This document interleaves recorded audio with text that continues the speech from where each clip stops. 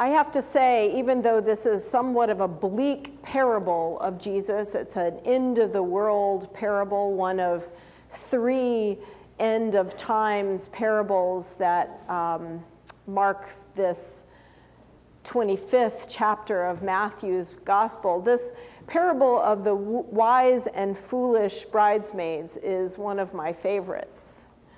Because wouldn't you know it, that just as the Lord came and knocked on the door, they weren't home, they were out shopping. Oops. Couldn't they have been, if not good Girl Scouts who planned ahead and had enough oil, could they not have been people who could have been trusting in their friends to share the light with them, and trusting of the Lord to show up as promised when they were in need? It's a good story, I think, for us as we begin to move towards the season of Advent. This season in the church year is full of end times predictions, and I decided to do a 3-part series of sermons, so I hope you like today. No. About our pilgrim faith, because we're heading up to Thanksgiving. And the pilgrims just loved these, dangling of the unrepentant sinner over the fires of hell sermons, where we think about the future and we think about the end times. They were big about calling people into account. So I was determined to see if I could find something redeeming in this kind of faith practice, because the first Thanksgiving was a feast that came after a full day of fasting and prayer. Today we do the feasting and the football pretty well, but I dare say we don't spend Wednesday in fasting and prayer. And yet we're called, as Advent begins, into repentance by the call of John the Baptist to prepare the way of the Lord, to turn back to God. And for the Jewish people, this was a reminder of the days of awe, the days of atonement that happened with each of their new years. From Rosh Hashanah to Yom Kippur, those days were supposed to be spent in self-examination, and especially healing rifts in relationships between people and their God. They were called to re-examine their choices that they were making and to look more closely at their lives. And so the pilgrims did this. As they were facing the second winter of their time in the New World, they prepared. All the harvests were safely gathered in, but they gathered in their thoughts as well. They drew close to God because nearly half of their numbers had died that first winter.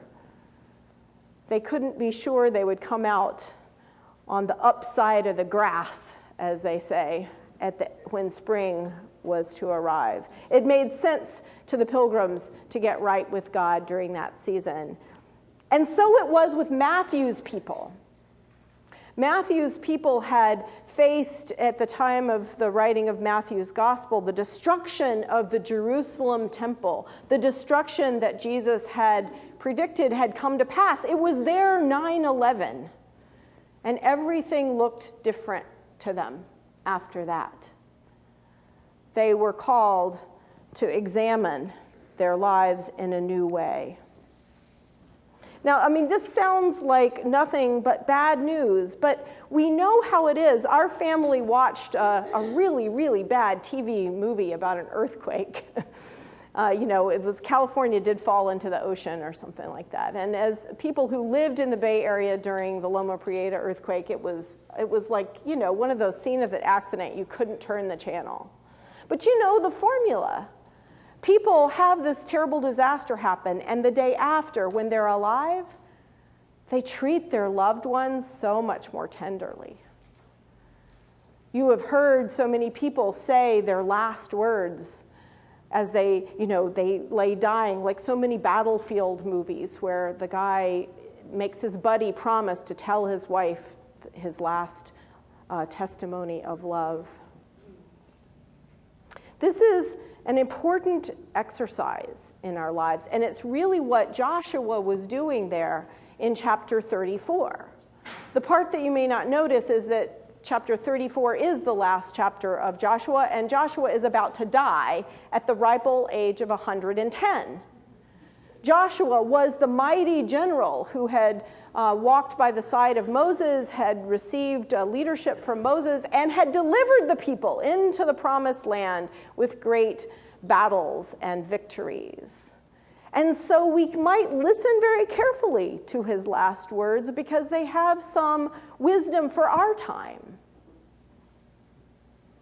They were no longer a people wandering in the wilderness, depending upon nothing but the grace of God like our pilgrim ancestors. They were living on the fat of the land in the promised land. He reminds them that they used to be a wandering people, and yet God brought them to a land on which they had not labored, and towns that you had not built, and yet you live in them. You eat the fruit of these vineyards and olive yards that you did not plant. Is this not us and Brookfield today? A lot of people made a lot of sacrifices to build this meeting house that calls us to worship.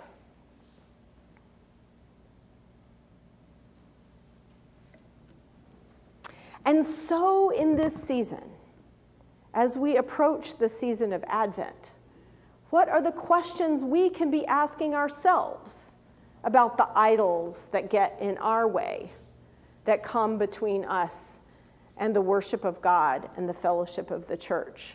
How does it look differently on the day after the disaster? What choices do we make when we treasure the day?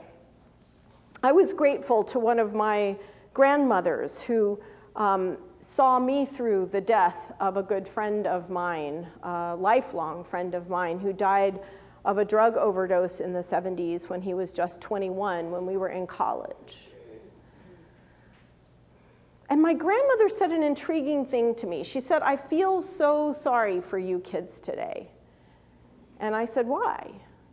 And she said, "Because you get to this age and you have known very little suffering.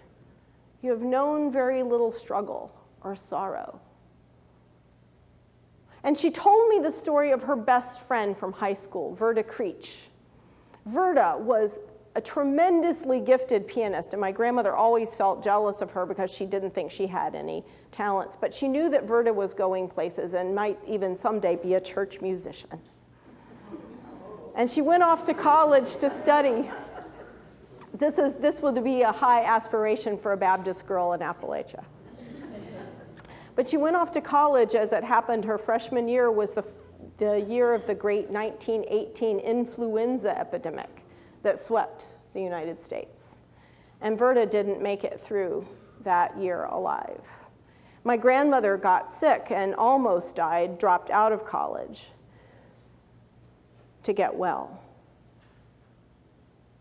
And she lived to be 97 years old.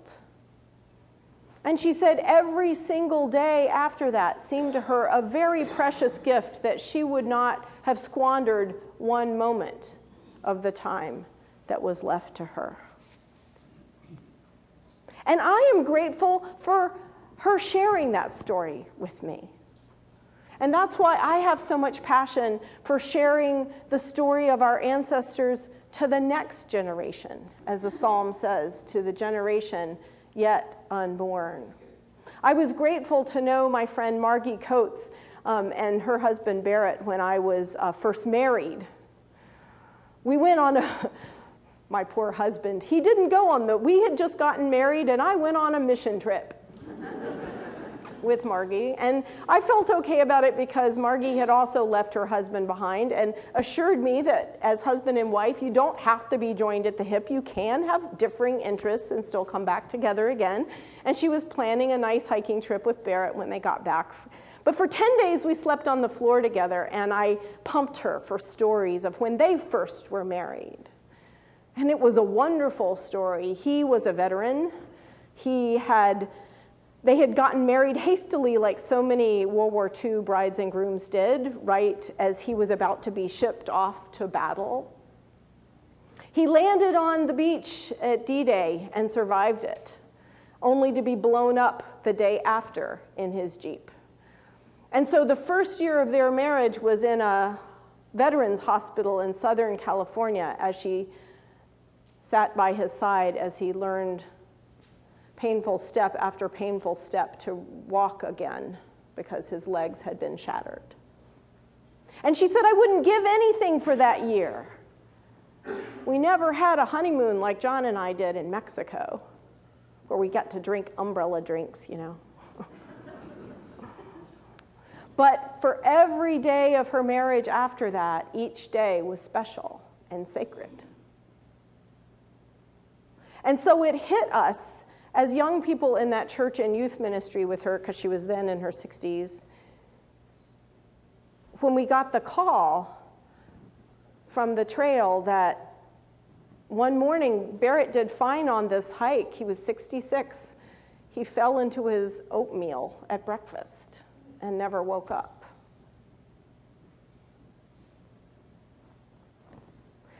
This is a precious gift that life in fellowship in the church gives us, that we get to know people as brothers and sisters, some who are 90, some who are 10. We are called to share our stories, just as our ancestors shared their stories in the Bible, of how we wrestle with how we survive the hardest things in our lives, and the faith that we call on to get us through. And so we can celebrate with this new class of new members that they have made this choice with so many generations that went before, to be in covenant with God's people, to choose the cost and joy of discipleship. And so as this new church year begins with Advent on November 30th, I pray that you will be prepared.